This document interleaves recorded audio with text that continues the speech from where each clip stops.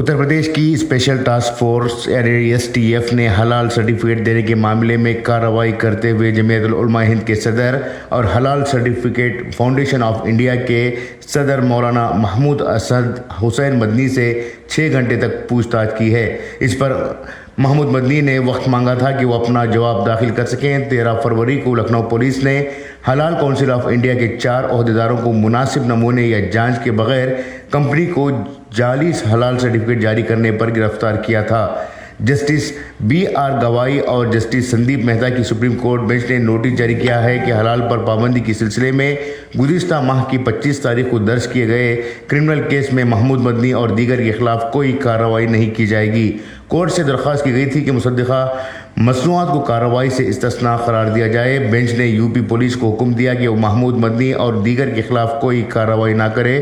Bench کے ذریعے حلال مصدقہ مصنوعات کی تیاری، فروخت، ذخیرہ کرنے اور تقسیم کرنے پر UP حکومت کی پابندی کو چیلنج کرنے والی درخواست کے بارے میں بھی نوٹس جاری کیا گیا تھا۔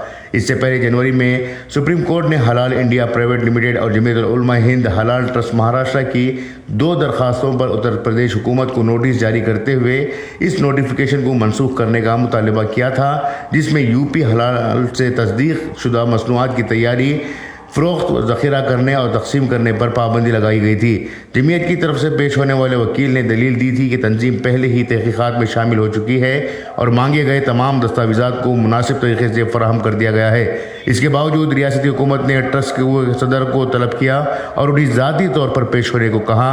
انہوں نے یہ نہیں بتایا کہ وہ کیا چاہتے ہیں۔ واضح ہو کہ گزشتہ سال 17 نومبر کو لکھنؤ پولیس نے کچھ تنظیموں، پروڈکشن کمپنیوں اور ان کے مالکان کے ساتھ ساتھ مینیجرز اور دیگر لوگوں کو حضرت گنج پولیس اسٹیشن میں حلال سرٹیفکیشن کے نام پر پیسے بٹورنے کے ساتھ ساتھ مذہب کے نام پر دشمنی کو فروغ دینے کے الزام میں گرفتار کیا گیا تھا۔